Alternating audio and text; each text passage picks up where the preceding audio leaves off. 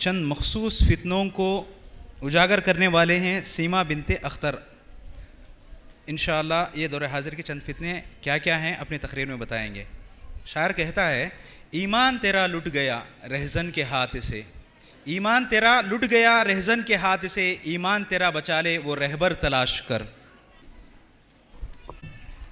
السلام علیکم ورحمۃ اللہ وبرکاتہ. ان الحمد للہ حامدا ومصلیا اما بعد فقد قال اللہ تعالی فی القرآن المجید والفرقان الحمید. فاعوذ باللہ من الشیطان الرجیم. بسم اللہ الرحمن الرحیم.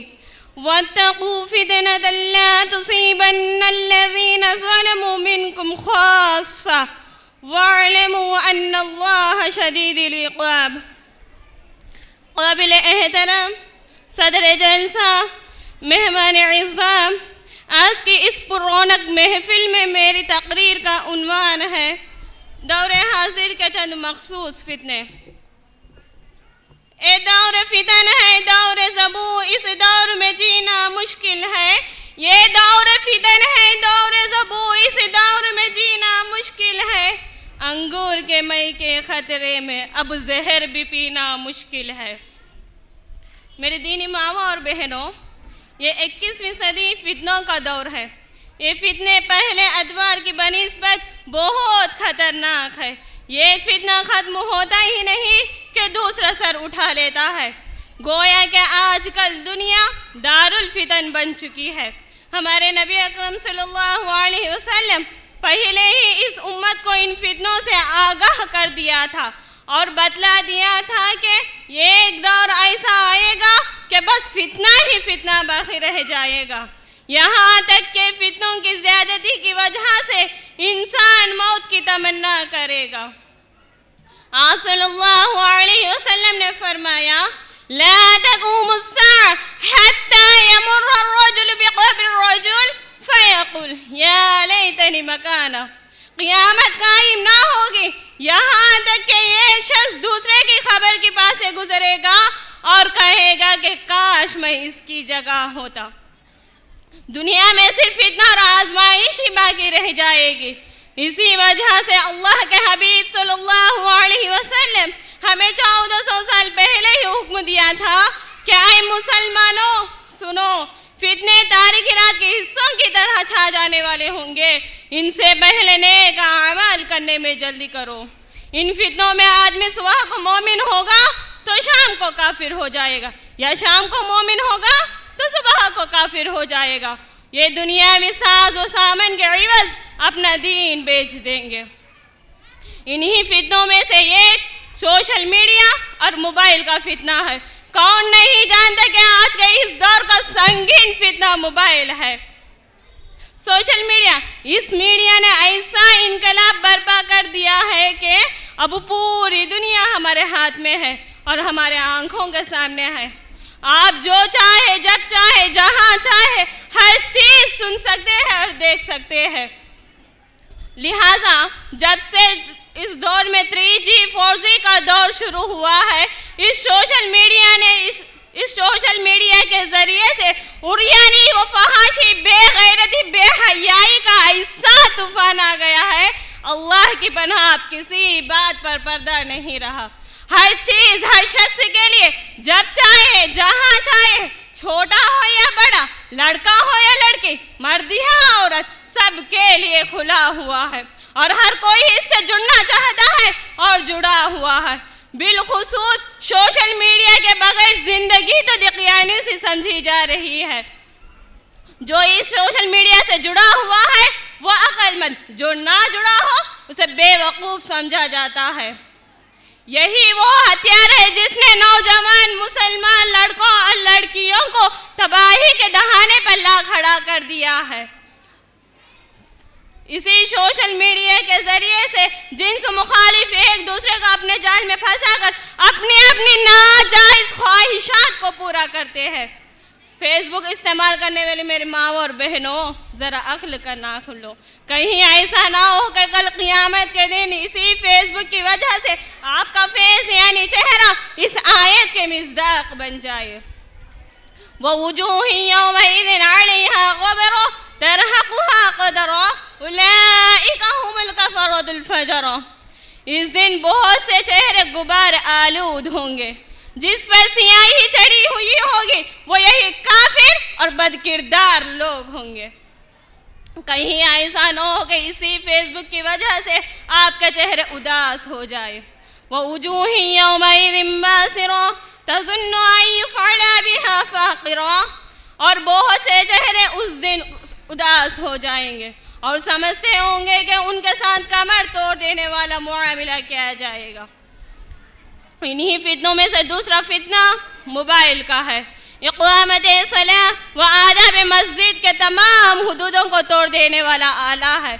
जो सबसे बड़ा फितना है मोबाइल, आज की मसरूफ ज़िंदगी का एक ऐसा लाज़िमी जुज़ बन चुका है कि सलात के 10 या 15 मिनट के लिए भी इसे अलग करना मुमकिन ना रहा, जिससे सलात में खुशू व खुज़ू रहता है, ना ही लज्जत व सुरूर। बाज़ हज़रात इस मोबाइल कॉल की आवाज़ सुनने के लिए इस कदर मुस्तरिब और बेचैन होते हैं कि ना ही मोबाइल को बंद करते हैं, ना ही साइलेंट बल्कि वाइब्रेट में लग देते हैं।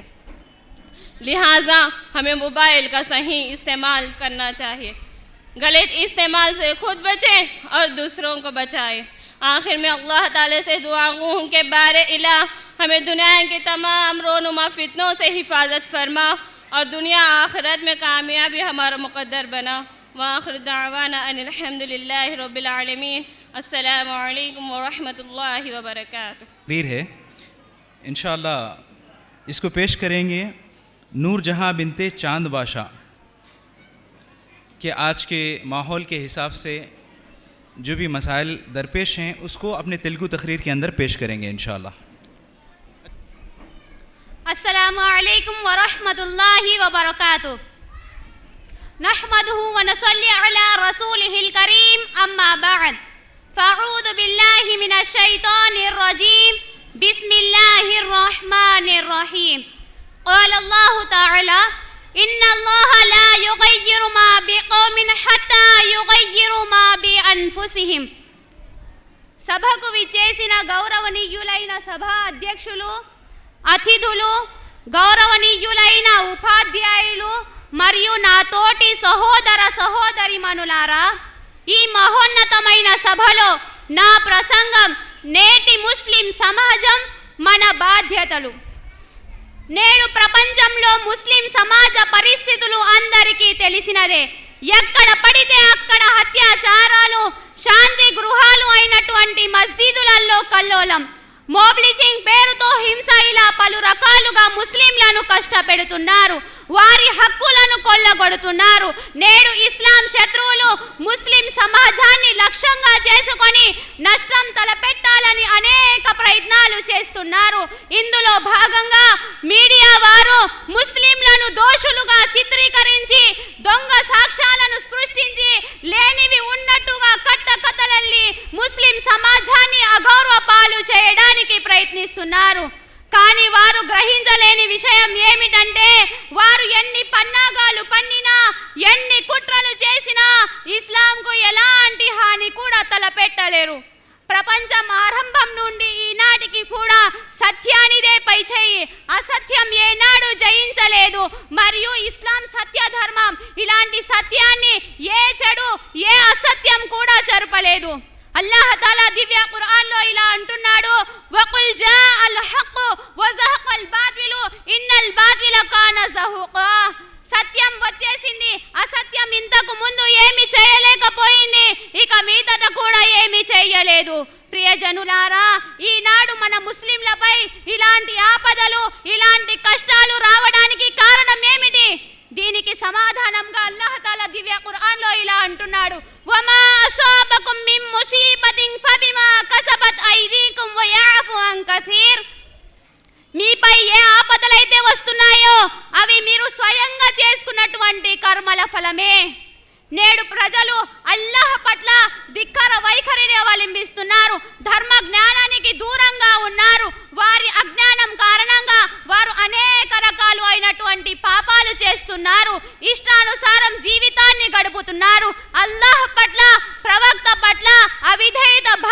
మెలుగుతున్నారు. హలాల్ మరియు హరాంలో తేడా లేకుండా జీవితాన్ని గడుపుతున్నారు. అందుకే ఈనాడు మన పరిస్థితి ఇలా తయారైంది. అయితే మీరు ఈ కష్టాల నుండి బయటపడాలనుకుంటున్నారా? మిమ్మల్ని మీరు భద్రపరుచుకోవాలనుకుంటున్నారా? మీ పిల్లల భవిష్యత్తు బాగుండాలనుకుంటున్నారా? అయితే నా మాటలను శ్రద్ధగా వినండి. నేను చెప్పబోయే విషయాలపై అమలు చేయండి. అందులో మొట్టమొదటి విషయం అల్లాహ్పై విశ్వాసాన్ని దృఢపరుచుకోవడం. ఎలాంటి ఆపదలు వచ్చినా, కష్టాలు ఏర్పడినా అల్లాహ్పై దృఢ విశ్వాసంతో జీవితాన్ని గడపాలి.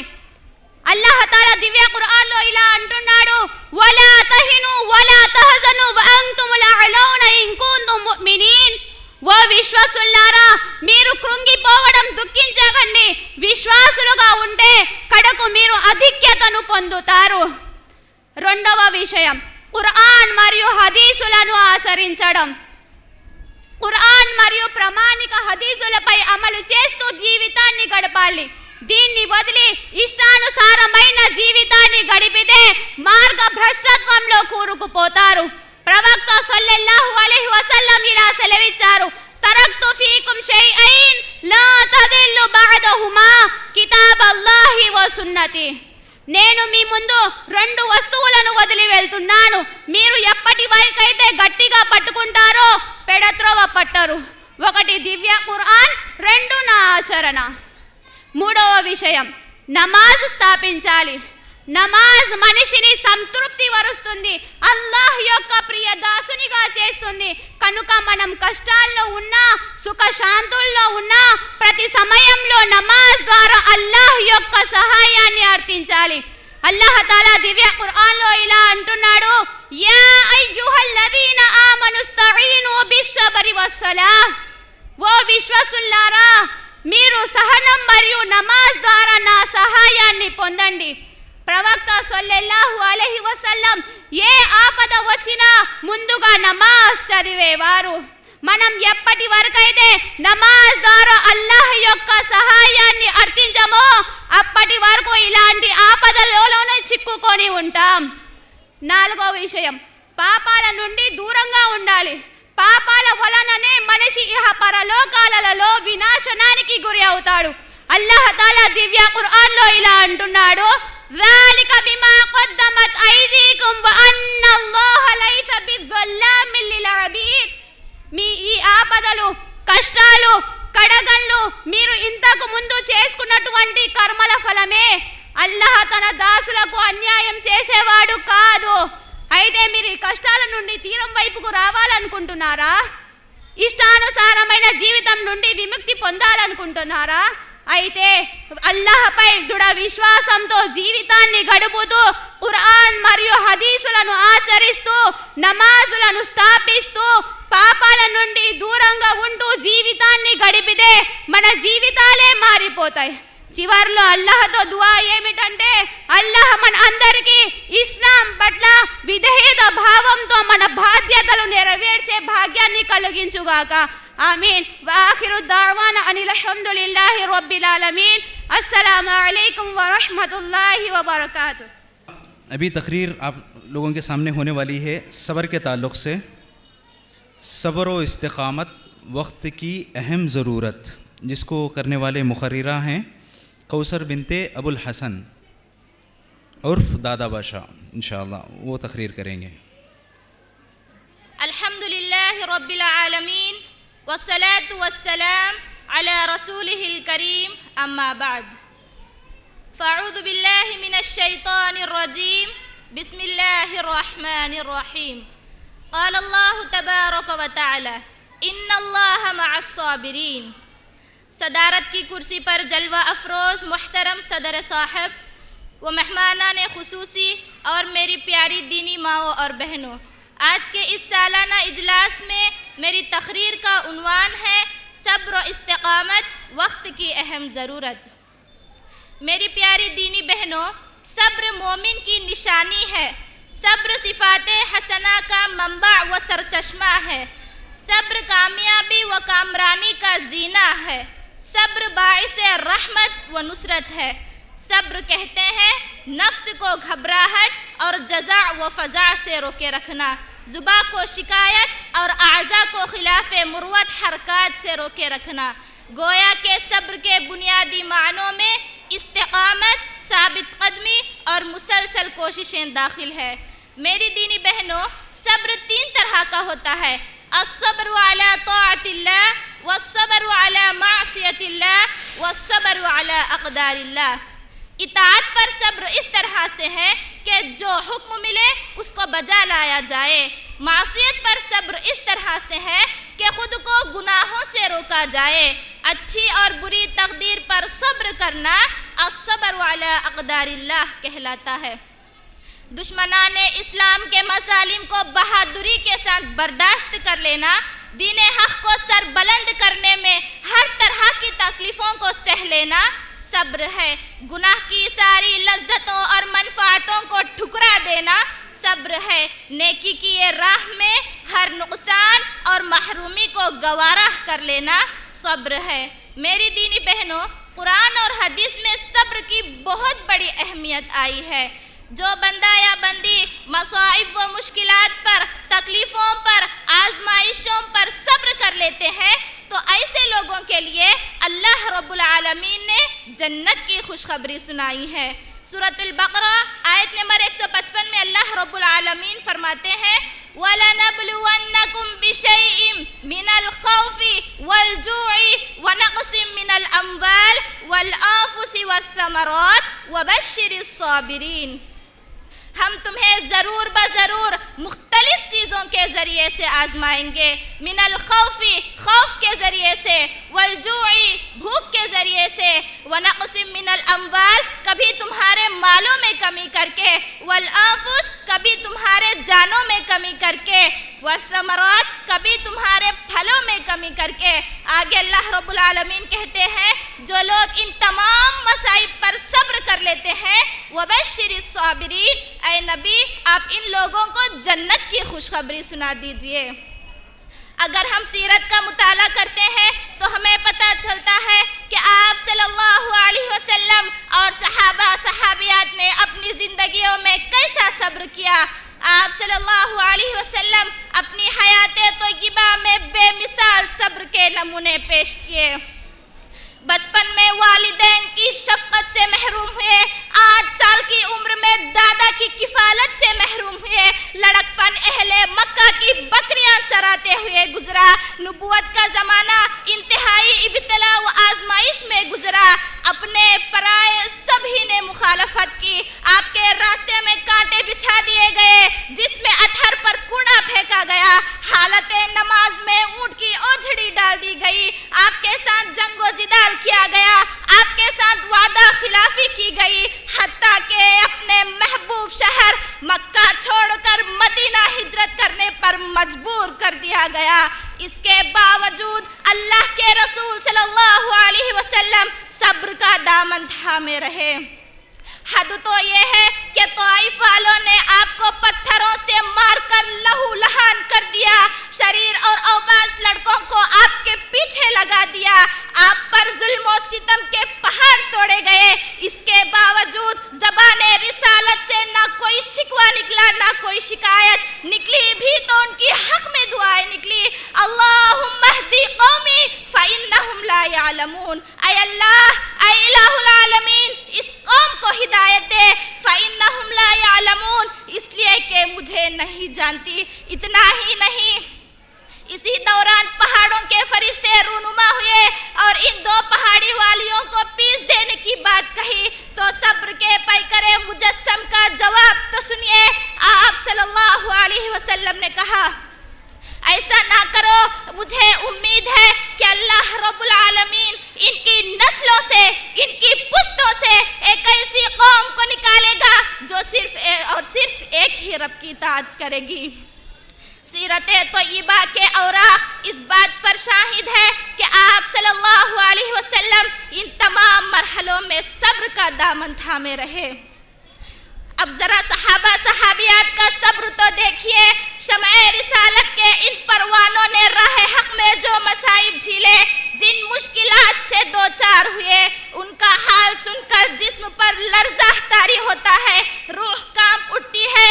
ایسے مظالم کے جن سے بھی تڑپ اٹھتی ہے۔ میری دینی بہنوں، وہ صبر ہی تھا کہ حضرت زنیرہ رضی اللہ تعالیٰ عنہ نے اپنے دونوں آنکھوں کی قربانی دینا گوارہ کر لیا، لیکن اسلام کو اپنے ہاتھوں سے جانے نہ دیا۔ بے شک وہ صبر ہی تھا کہ حضرت سمیہ رضی اللہ تعالیٰ عنہ نے قبول اسلام کے جرم میں ان کے جسم کے 2 ٹکڑے کرنا بھی گوارہ کر لیا، لیکن اسلام میں خلل واقع ہونے نہ دیا۔ میری ماں اور بہنوں، وہ صبر ہی تھا کہ حضرت بلال رضی اللہ تعالیٰ عنہ کو مکہ کی تپتی ہوئی ریت پر لٹا دیا جاتا، ان کے سینے پر گرم پتھروں کے ڈھیر لگا دیے جاتے، ان کی گردن میں رسی ڈال کر مکہ کے اوباش لڑکوں کے حوالے کر دیا جاتا۔ اس کے باوجود بھی وہ حضرت بلال رضی اللہ تعالیٰ عنہ صبر کا دامن پر قائم رہے اور احد کی صدائیں بلند کرتے رہے۔ ضرورت اس بات کی ہے کہ ہمیں بھی آپ صلی اللہ علیہ وسلم اپنے دینی اور دنیاوی معاملات میں صحابہ صحابیات جیسا صبر کرے۔ انہی کلمات کے ذریعے میں اپنی بات کو ختم کرتے ہوئے اللہ رب العالمین سے دعا کرتی ہوں کہ اللہ رب العالمین ہم تمام لوگوں کے اندر آپ صلی اللہ علیہ وسلم اور صحابہ صحابیات جیسا صبر کرنے کی توفیق عطا فرمائے، آمین یا رب العالمین۔ السلام علیکم ورحمۃ اللہ وبرکاتہ۔ زبان کی حفاظت کے سلسلے میں انشاءاللہ تقریر کریں گے فرحانہ بنت خواجہ حسین صاحب۔ السلام علیکم ورحمۃ اللہ وبرکاتہ۔ الحمد للہ رب العالمین والعاقبۃ للمتقین، اما بعد فاعوذ باللہ من الشیطان الرجیم، بسم اللہ الرحمن الرحیم۔ ما یلفظ من قول الا لدیہ رقیب عتید۔ قابل احترام ذمہ داران مدرسہ، معزز خواتین، اور میرے اس جلسے اور اس محفل میں میری تقریر کا عنوان ہے زبان کی حفاظت۔ اللہ تعالیٰ نے زبان میں ہڈی نہیں رکھا ہے، لہٰذا وہ بلا روک ٹوک چلتی ہے، چلتے اور بولتے ہوئے کبھی نہیں تھکتی۔ جس طرح دل دھڑکتے ہوئے کبھی نہیں تھکتا، اس طرح اس ترجمان کرنے والی زبان بھی نہیں تھکتی۔ دونوں میں فرق بس اتنا ہے کہ دل میں پیدا ہونے والے خیالات انسان کے اختیار سے باہر ہوتے ہیں، جبکہ زبان پوری طرح انسان کے اختیار میں ہوتی ہے۔ انسانی دل میں اچھے اور برے دونوں طرح کے جذبات کا خیال رکھتا ہے۔ فَأَلْهَمَهَا فُجُورَهَا وَتَقْوَاهَا، مگر ان خیالات کا اظہار و انکار اختیار فرمان ہوتا ہے۔ اس لیے ہم کو زبان کو قابو میں رکھنا چاہیے۔ اگر ہم معاشرے کا جائزہ لیں تو ہمیں یہ بات سمجھ میں آتی ہے کہ معاشرے کے بہت سارے مسائل، مشکلات، پریشانیاں خاندانی اختلاف کا سبب صرف ایک ہی جملہ ہوتا ہے جو کسی کے حق میں کسی کی زبان سے نکل جاتا ہے تو مدتوں کے رشتے ناتے دشمنی میں بدل جایا کرتی ہے۔ محبت کرنے والے خاندان نفرت کی آگ میں جلنے لگتے ہیں، جماعت بکھر جاتی ہے۔ زبان کا ایک ایسا جملہ بس اوقات نفرت و عداوت کا ایک ایسا شعلہ بھڑکا دیتا ہے جن سے ان کے بجھنے اور بجھانے کے لیے مدت کار ہوتی ہے۔ زبان سے نکلی ہوئی ایک تیر دل میں اس طرح پیوست ہو جاتی ہے جن سے ہزار معذرات کا جملے بھی مرہم نہیں بن سکتے۔ نیزوں سے لگا ہوا زخم بھر سکتا ہے مگر زبان سے دیے ہوئے زخم بھر نہیں سکتے۔ لوگوں میں مسائل پیدا ہونے کا آغاز صرف زبان ہی کی وجہ سے ہوا کرتا ہے۔ اس لیے قرآن مجید نے قولاً سدیدا، سیدھی سیدھی بات کو لازمی قرار دیا۔ واتقوا اللہ وقولوا قولاً سدیدا۔ شیطان کے لیے انسان کی زبان سے کوئی ایسا جملہ کہلوا دینا بھی بہت آسان ہے جن سے محبتیں نفرتوں میں بدل جایا کرتی ہے۔ اس لیے قرآن مجید نے اہل ایمان کو یہ تعلیم دی، وَقُلْ لِعِبَادِي يَقُولُ الَّتِي هِيَ أَحْسَنُ إِنَّ الشَّيْطَانَ يَنزَغُ بَيْنَهُمْ۔ اللہ تعالیٰ فرماتا ہے میرے بندوں سے کہہ دیجئے کہ وہ زبان سے بہت اچھی باتیں نکالا کرے، کیونکہ شیطان آپس میں فساد ڈالنے والا ہے۔ انسان سے سردست ہونے والے گناہ زبان کے غلط استعمال کا نتیجہ ہوا کرتا ہے۔ اس لیے حدیث میں فرمایا گیا جہنم میں اکثریت اس زبان کے غلط استعمال کا نتیجہ ہوا کرتا ہے۔ سورہ مومن آیت نمبر 3 میں اللہ تعالیٰ فرماتا ہے وَالَّذِينَ هُمْ عَنِ اللَّغْوِ مُعْرِضُونَ، وہ لغویات اور بیکار کی باتوں میں دلچسپی نہیں لگاتے۔ مومن کوئی بات کہنے سے پہلے تول لیتا ہے اور بعد میں بولتا ہے، وہی بات بولتا ہے جس میں دین یا دنیا کی مصلحت ہو۔ اس کی زبان سے کوئی ایسی بات نہیں بولتا جسے اسے کل پچھتانا پڑے۔ آخر میں اللہ تعالیٰ سے دعا ہے کہ ہم تمام کو زبان کی حفاظت کرنے والوں میں سے بنائے۔ وآخر الدعوانا الحمد للہ رب العالمین برحمتک یا ارحم الراحمین۔ السلام علیکم ورحمۃ اللہ وبرکاتہ۔ یہ آخری تقریر ہے اس نشست کی۔ دوسری نشست انشاءاللہ جب ہوگی اس میں صرف اور صرف مکالمہ، ایک ڈرامہ رہے گا، ایک ترانہ رہے گا، بعد میں صدر جلسہ کا خطاب رہے گا انشاءاللہ۔ تو ابھی اس پہلی نشست کی آخری مقررہ ہیں شیما بنت محمد رفیع، جن کا عنوان ہے جہنم اور اس کے عذابات۔ نحمد و نصلی علی رسول الکریم، اما بعد، اعوذ باللہ من الشیطان الرجیم، بسم اللہ الرحمن الرحیم۔ هذه النار التي كنتم بها تكذبون۔ قابل احترام علماء اکرام، معزز خواتین، میری تقریر کا عنوان ہے جہنم اور اس کے عذابات۔ دنیا کا یہ اصول رہا ہے ناحق کسی کو قتل کرنے والے مجرم کو پھانسی دی جاتی ہے، چاہے وہ 1 ہو یا 10 ہو، سزا تو مجرم کو سولی ہی دی جاتی ہے، مگر 10 مقتولین کا بدلہ 1 ہی قتل اور 1 ہی سولی۔ بھلا یہ کہاں کا انصاف ہے؟ ایک طرف 10 گھر برباد ہو رہے ہیں، بدلے میں صرف 1 گھر۔ اس لیے اللہ نے جہنم بنائی ہے جس میں 10 قتل کرنے پر جتنا دکھ ہوتا ہے اتنا ہی دکھ اس اکیلے انسان کو دیا جاتا ہے۔ جہنم ایک ایسا قید خانہ ہے جہاں قیدی کو لباس دیا جاتا ہے اور وہ لباس انگاروں سے بنایا جاتا ہے۔ فالذین کفروا قطعت لهم ثیاب من نار، اور کھانے کے لیے جو غذا دی جاتی ہے وہ کانٹے دار ہوتی ہے۔ وطعاما ذا غصۃ وعذابا الیما۔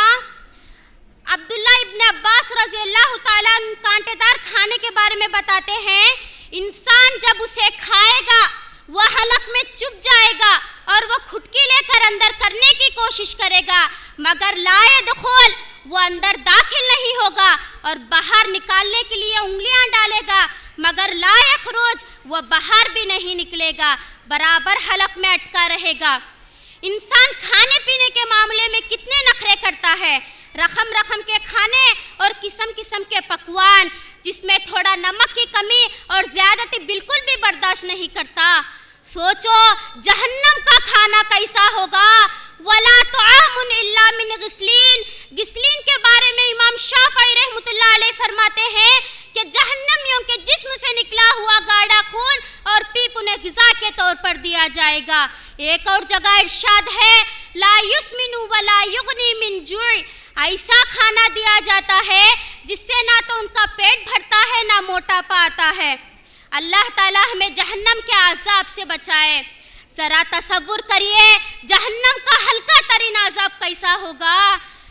پاؤں میں 2 انگار کے جوتیاں پہنا دیے جائیں گے جس سے ان کا دماغ ہانڈیوں کی طرح کھولے گا، اور جہنم میں اس قدر روئیں گے کہ ان کے آنسوؤں سے کشتیاں چلائی جائے تو وہ چلنے لگیں گے، اور ان کے آنسو ختم ہو جائیں گے، وہ خون کے آنسو بہائیں گے، پانی کے آنسوؤں کی جگہ یا سلام، یہ کیسے جوتے ہیں جو پہنے پاؤں میں اور کھولے کھوپڑی کے اندر، اللہ اکبر۔ جہنم میں ایک ویل نام کی کھوٹری بھی ہے جس کی سنگینی سے جہنم خود پناہ طلب کرتی ہے، بھلا وہ کتنی خطرناک ہو سکتی ہے، ذرا خیال کریے۔ میری دینی بہنیں، میری دینی مائیں، اللہ کا کرم ہے جو اس کا ہر درجہ رحم ہے، جو میں پہلے ہی آگاہ کر دے رہی ہوں کہ جہنم میں کیسی جگہ ہے جہاں سارے انسان بھی سما دے جائے، وہ تب بھی کہے گی حل من مزید، اور ڈالو انسانوں کو میرے اندر، جس کا پیٹ کبھی بھی نہیں بھرتا، ایسی وادی ہے جہنم۔ اس لیے اللہ کے رسول صلی اللہ علیہ وسلم نے ہمیں ہر نماز میں جہنم سے پناہ مانگنے کی تعلیم دی ہے۔ اللہم انی اعوذ بک من عذاب جہنم، جہنم میں لے جانے والے جو بھی گناہ ہیں اس سے بچنے کی تاکید کی گئی ہے، لہٰذا ہمیں چاہیے کہ ہمیں ہر دن جہنم سے پناہ مانگے۔ اللہم اجرنی من النار، نبی کریم صلی اللہ علیہ وسلم نے فرمائے، اللہ تعالیٰ فرمائے گا اے آدم علیہ السلام کہیں گے یا اللہ میں حاضر ہوں، فرمانبردار ہوں، ہر بھلائی تیرے ہی ہاتھ میں ہے، تو اللہ تعالیٰ فرمائے گا جو لوگ جہنم میں جانے والے ہیں ان کو الگ نکالو، تو آدم علیہ السلام پوچھیں گے یا اللہ جہنم میں جانے والے لوگ کتنے ہیں، تو اللہ تعالیٰ فرمائے گا 1000 میں سے 999 لوگ ہیں۔ یہی وہ وقت ہوگا جب بچہ غم کے مارے بوڑھا ہو جائے گا، حاملہ عورت اپنا حمل گرا دیں گی، تم لوگوں کو نشے کی حالت میں دیکھو گے، حالانکہ وہ واقعی نشے کی حالت میں نہ ہوں گے، بلکہ اللہ کا عذاب اتنا سخت ہوگا۔ صحابہ کو یہ بات بہت سخت معلوم ہوئی تو انہوں نے عرض کیا یا رسول اللہ صلی اللہ علیہ وسلم پھر ہم میں سے وہ خوش نصیب شخص کون ہے جو جنتی ہوگا؟ تو آپ صلی اللہ علیہ وسلم فرمایا تمہیں خوشخبری ہو، یہ 1000 یاجوج ماجوج کی قوم میں سے ہوں گے اور وہ ایک تم میں سے جنتی ہوگا۔ تو آپ صلی اللہ علیہ وسلم فرمایا اس ذات کی قسم جس کے ہاتھ میں میری جان ہے، مجھے امید ہے کہ تم اہل جنت کے ایک آدھا حصہ بنو گے۔ تو آپ صلی اللہ علیہ وسلم نے فرمایا اس ذات کی قسم جس کے ہاتھ میں میری جان ہے، مجھے امید ہے کہ تم اہل جنت کے 1/3 حصہ بنو گے۔ تمہاری مثال دوسرے امتوں کے مقابلے میں ایسی ہے جیسے کسی سیاہ بیل کے جسم پر سفید بال، وہ سفید داغ جو گدھے کے آگے پاؤں پر ہوتا ہے۔ آخر میں اللہ تعالیٰ سے دعا ہے اللہ تعالیٰ ہمیں جہنم کے عذاب سے بچائے، جہنم میں لے جانے والے جو بھی گناہ ہیں اس سے بچنے کی توفیق دے۔ وآخر الدعوانا الحمدللہ رب العالمین، السلام علیکم ورحمۃ اللہ وبرکاتہ۔ میں ایک شاعر دیکھیے کیا کہہ رہا ہے، کچھ اس کی خبر بھی ہے تم کو وہ سوز جہنم کیا ہوگا، کچھ اس کی خبر بھی ہے تم کو وہ سوز جہنم کیا ہوگا، جس آگ کا ایندھن انسان ہو اس آگ کا عالم کیا ہوگا۔ تو میری دینی بہنوں، جیسا کہ بتایا تھا کہ اس نشست جو پہلی نشست چل رہی ہے ہماری، آخری تقریر بھی ہو چکی ہے، اب بس ایک مکالمہ رہ گیا ہے۔ مکالمہ کے بعد انشاءاللہ مہمانان اعظام میں سے 2 انشاءاللہ چھوٹی چھوٹی 5 منٹ کی تقریر ہوں گے یا تاثر ہو رہے گا، آخر میں انشاءاللہ صدر صاحب کا خطاب آپ لوگوں سے ضرور رہے گا انشاءاللہ۔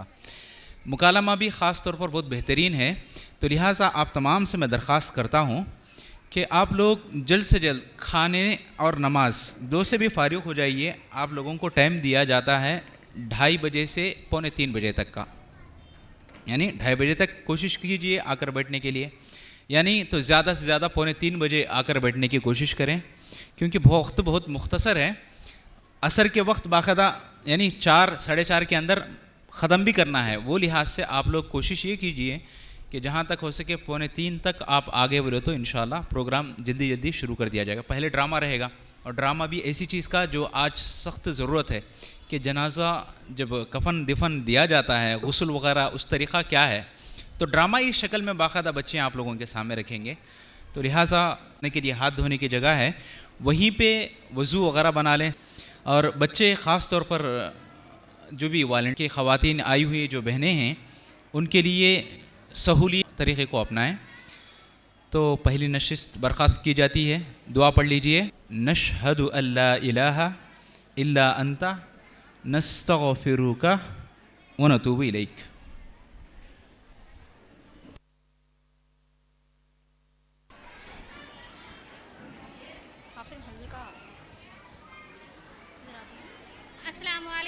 السلام علیکم ورحمۃ اللہ وبرکاتہ. وعلیکم السلام ورحمۃ اللہ وبرکاتہ. خیریت؟ الحمدللہ. آپ کیسی ہو؟ الحمدللہ. بولو. السلام علیکم ورحمۃ اللہ وبرکاتہ.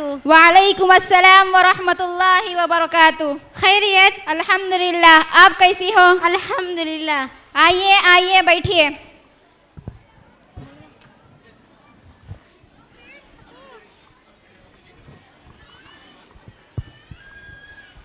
عالمیت پڑھ رہے تھے نا, ختم ہو گیا یا اور پڑھنا باقی ہے؟ الحمدللہ بہن, 1 سال اور پڑھنا باقی ہے. جامعہ تزکیۃ البنات میں ہی پڑھ رہی ہے نا؟ ہاں بہن, جامعہ تزکیۃ البنات میں ہی پڑھ رہے ہیں.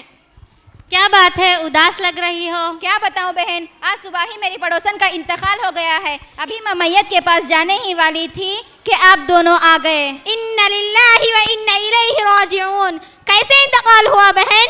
رات تک تو ٹھیک ٹھاک تھے, اچانک صبح میں خبر ملی کہ ان کا انتقال ہو گیا ہے. ارے بہن, انسان کی جان تو اللہ کی امانت ہے. وہ جب چاہے جیسی حالت میں چاہے اپنی امانت کو لے لیتا ہے. اور ہم سب کو بھی ایک نہ ایک دن اس دنیا کو چھوڑ کر جانا ہی ہے.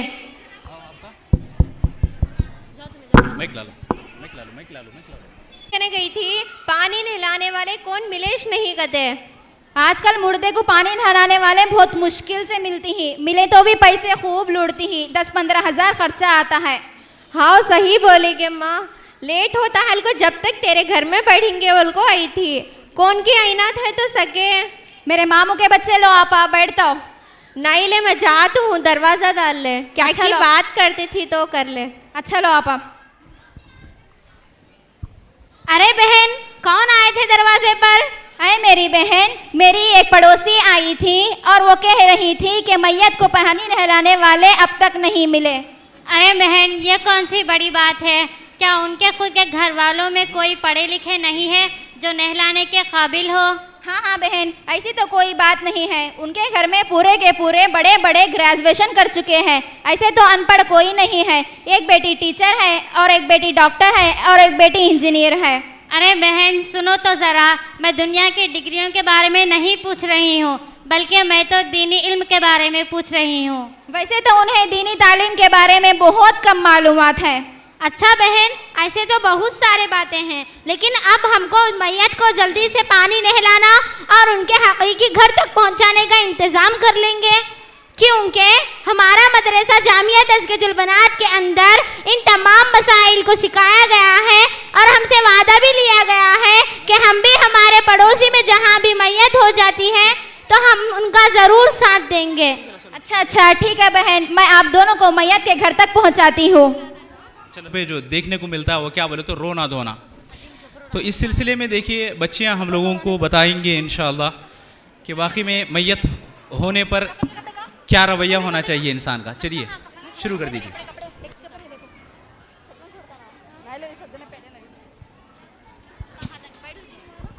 سمجھاؤ ان کو, رونے والے کو سمجھاؤ, ویسے رونا نہیں ہے اسلام میں, جائز نہیں. جی رونے والے رو گئے.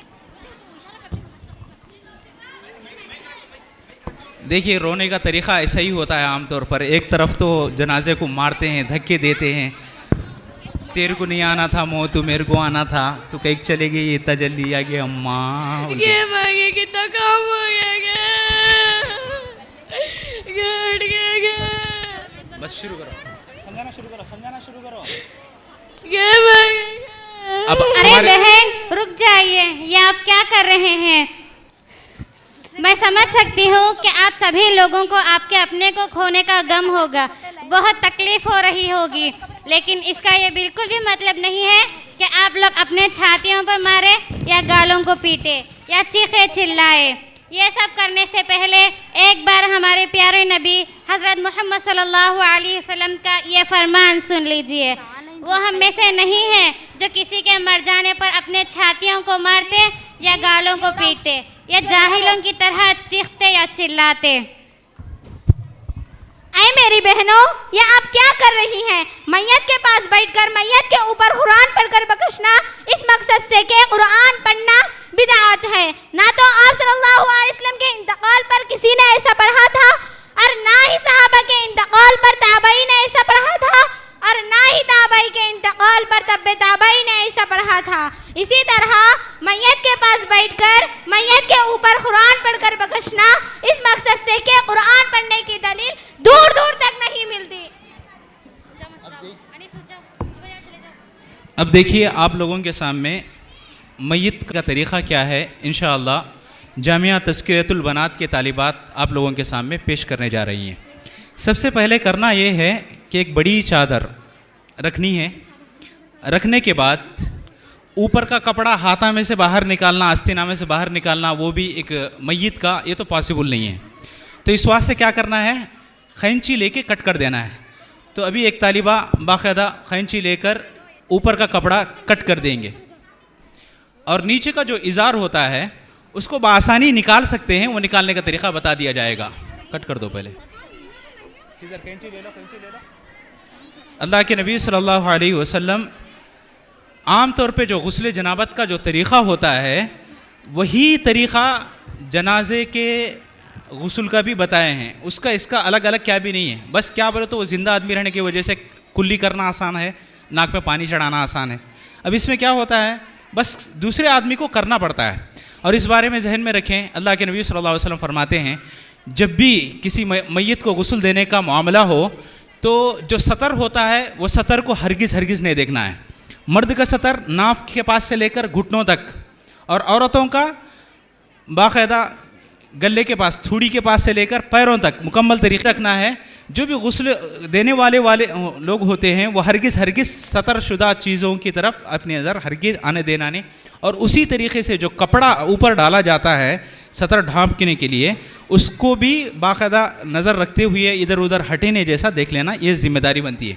ساتھ ہی ساتھ اللہ کے نبی صلی اللہ علیہ وسلم فرماتے ہیں اگر جنازہ کے اندر کچھ بھی ایسی خامی دیکھی جائے جو بری ہو تو ہرگز اس کا تذکرہ کسی کے سامنے نہیں کرنا ہے، اس کا تذکرہ کرنے سے منع کیا گیا ہے۔ تو اپنے بھائی کے عیب کو چھپانا ہے۔ جس طریقے سے زندہ آدمی کی عزت میں کچھ بھی کمی آنے نہیں دیتے، اسی طریقے سے مردہ انسان کی عزت میں بھی کسی قسم کی کمی آئے نہیں جیسا دیکھ لینا ہے۔ تو دیکھیے اوپر کا کپڑا کاٹ دیے، اب نیچے کا کپڑا آسانی سے نکال سکتے ہیں، وہ نکالنے کا طریقہ بتا رہے ہیں۔ دیکھیے تو اس طریقے سے پکڑ کے، نہیں نیچے کا طریقہ پکڑ کے کھینچ کے بتائیے نا، کاٹ کے کیوں بتا رہے ہیں، کھینچ کے بتائیے۔ جو خواتین ہیں وہ بیٹھ جائیں، پیچھے کے خواتین کو نظر نہیں آتا ہے، اس واسطے بیٹھ جائیں۔ آپ ادھر بیٹھے سنو، پورا پیچھے آ جاؤ، ادھر آ جاؤ، پیچھے آ جاؤ۔ تو اس طریقے سے یعنی سطر کا پورا بھرپور خیال کرتے ہوئے کپڑے کو کھینچ لینا ہے۔ یہ ہم میں سے ہر کوئی جاننے کی بات ہے۔ دیکھیے ہر انسان کے گھر میں موتا بولتے سو آتے رہتے، تو اس وقت باقاعدہ یہ سب جانکاری ہونا ضروری ہے۔ اب دیکھو پورے کا پورا یعنی کپڑے نکال دیے، اوپر ایک چادر ڈال دیے۔ اب اس کے بعد سب سے پہلا کام غسل کے لیے کیا کریں گے، جب ہم غسل کرنے جاتے ہیں تو غلاظت کو پاک کرتے ہیں، تو میت کے ساتھ بھی وہی معاملہ کریں گے غلاظت کو پاک کرنے کا۔ انسان کو جب بھی لٹاتے ہیں تو اس کی جو آنتیں ہوتی ہیں وہ پورا فری ہو جاتی ہیں، تو جیسے ہی اٹھا کے بٹھاتے ہیں اور ہلکا سا پیٹ میں ایک زور لگاتے ہیں تو جو بھی غلیظ پن رہے گا وہ سب کا سب باہر آئے گا۔ باہر آنے کے بعد میت کو تھوڑا کروٹ کر کے جو بھی غلاظت ہے اس پہ پانی مار کے صاف کر دیں گے۔ اس کے بعد پھر سیدھا لٹا دے کے باقاعدہ جو نہلانے والے رہتے انہوں اپنے ہاتھ کو دستانے پہننا، یعنی بولے تو کپڑا لگانا، بغیر کسی چیز کو لگائے میت کو ہاتھ لگانے سے منع کیا گیا ہے خاص طور پر، تو لہٰذا اس بات کا بھی خیال رکھنا ہے۔ تو ایک کپڑا لے کے اپنے ہاتھ کو باندھ کے پوری غلاظت صاف کرنے کی کوشش کرنا ہے۔ تو چلیے آگے بڑھتے ہیں۔ اس کے بعد غسل جنابت میں اور میت کے جنازے کے غسل کے بارے میں کیا بھی بڑا ڈفرینٹ نہیں ہے، تو اسی طریقے سے ہاتھ دھو دینا ہے جس طریقے سے غسل جنابت کے وقت ہاتھ دھوتے ہیں۔ تو بچیاں دکھاتے ہیں، دیکھیے ہاتھ دھو کر باقاعدہ شروع کر لیجئے۔ تو ہاتھ کے انگلیوں کے بیچ میں جہاں کہیں بھی غلیظ پن رہتا ہے سب کچھ صاف کر دینا ہے۔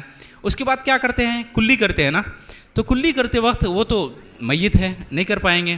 تو دو طریقے ہیں, یا تو ان کے ہونٹ بھگا دو, یا نہیں وہ تو کسی کپڑے کو لے کر اپنی انگلی میں لپیٹ کے باقاعدہ منہ کے اندر جو بھی جلو اس قسم کی چیز رہتی ہے اس کو ایک ساتھ نکال دو. اس کے بعد ناک کی صفائی کرنا کی ضرورت پیش آ رہی ہو تو اس وقت روئی میں کاڑی کو روئی لپیٹ کے باقاعدہ کان ناک صاف کر دیں. اس کے بعد عام طور پر جو طریقہ بتایا گیا چہرہ دھونا ہے, تو چہرہ دھوئیے. تو چہرہ دھوتے وقت باقاعدہ پانی سیدھا جا کے بالوں پہ بھی گرے گا تو گرنے دیجئے.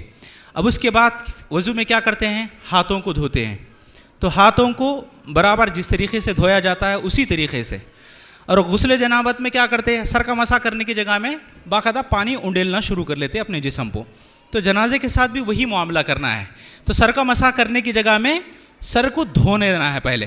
اور اللہ کے نبی صلی اللہ علیہ وسلم کی صاحبزادی جب انتقال کر گئی تھی تو اللہ کے نبی صلی اللہ علیہ وسلم باقاعدہ بتائے تھے کہ سر کو اچھا دھو لو, اور جو غسل کا پانی رہتا نا, پانی گرم کرتے وقت بیری کا پتہ ڈالنا, اور آخری میں جب پانی ڈالیں گے تو اس وقت کافور ڈالنا, یہ سنت سے ثابت ہے.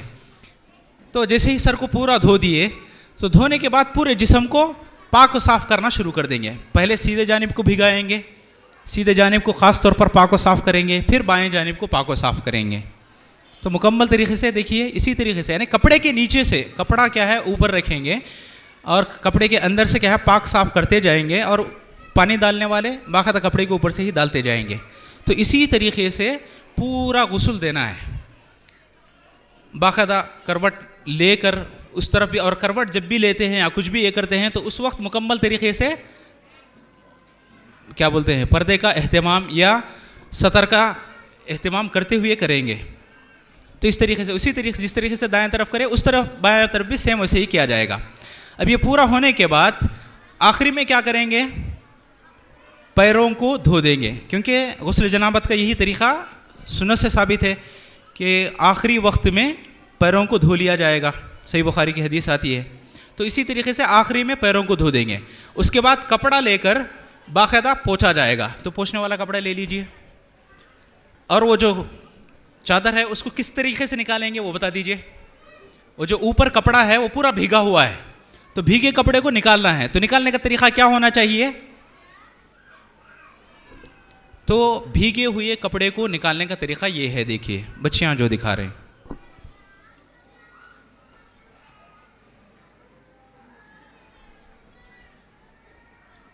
نکال دیے, نیچے کا بھیگا ہوا کپڑا نکال دیے پورا. تو اس طریقے سے نکال جاتا ہے, مطلب پورے سطر کا پورا اہتمام کرنا ضروری ہے. سطر میں کسی بھی قسم کی کوتاہی ہرگز نہیں کرنی ہے. اب اس کے بعد پوچھنا شروع کر دیجیے. پوچھ دیتے ہیں, اور سر کے بال پوچھنے کے بعد خواتین کا اگر جنازہ ہو تو 3 چوٹیاں ڈالنے کا حکم ہے. اللہ کے نبی صلی اللہ علیہ وسلم 3 چوٹیاں کو باقاعدہ چوٹیاں بنا کر کسی اسکارف کے اندر رکھ کے باقاعدہ پیٹھ کے پاس چھوڑ دینے کا حکم دیتے ہیں. تو 3 چوٹیاں بنا دیے اور ایک اسکارف کے طور پر باقاعدہ وہ بالوں کو یہ کر کے نیچے چھوڑ دیں گے. اور ایک طریقہ یہ بھی ہے کہ جیسے ہی ہمیں غسل دیے اس جگہ سے جنازے کا کفن کرنے کے واسطے ایک الگ جگہ رکھے تو بڑا مناسب رہے گا. وہ الگ جگہ کے پورے کپڑے بچھا دیجیے ایک مرتبہ سب کو دکھاتے ہوئے. ایک کام کرو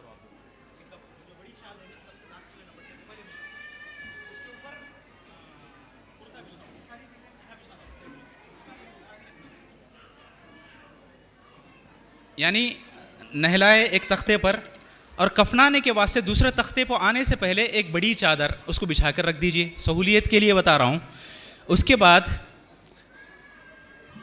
ایک سینہ بند کا کپڑا اوپر رکھ دیجیے, اور ازار کا کپڑا بھی اوپر رکھ دیجیے. سینہ بند اور ازار 2 کپڑے بچھا کر رکھ دیجیے. یہ آسانی کے لیے بتایا جاتا ہے. پہلے ہی اس طریقے سے کر لیں گے تو بڑی آسانی کے ساتھ معاملے کو نمٹا سکتے ہیں. ذرا جلدی کر لیں. ازار کے لیے اور سینہ بند کے لیے. اور کرتا جو ہے پہلے رکھتا رہو, اس کے اوپر رکھو کرتا اس طرف.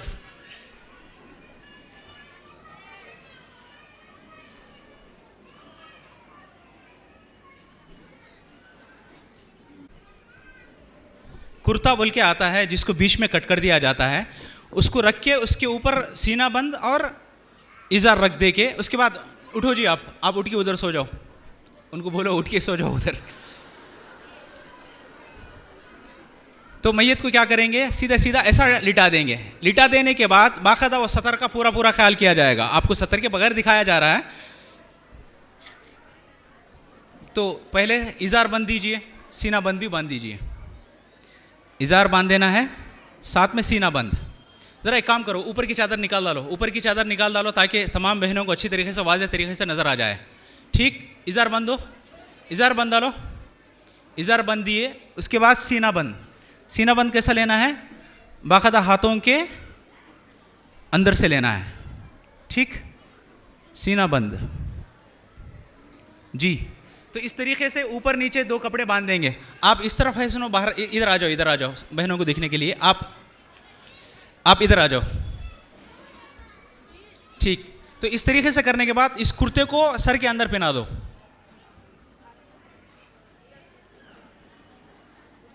یہ طریقہ کار رہے گا. کرتے کو ڈالنے کے بعد بالوں کو آپ کپڑا لگائے ہی نہیں, لگا کے وہ باقاعدہ چوٹی کو پیٹ کے نیچے ڈال دیجئے.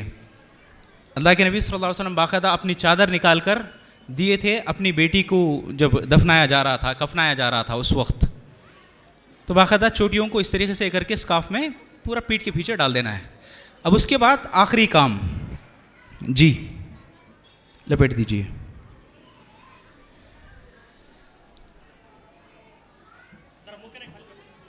منہ کا نظر خالی رکھیے, انہوں زندہ ہیں تو منہ کے پاس تھوڑا خالی رکھیے ان کے لیے. رجوع کر سکتے ہیں. الحمدللہ پروین باجی کا اچھا خاصا تجربہ ہے اس معاملے میں. ٹھیک, اٹھ جائیے. یہ رہا مکالمہ جو آپ لوگوں کے لیے ضروری تھا.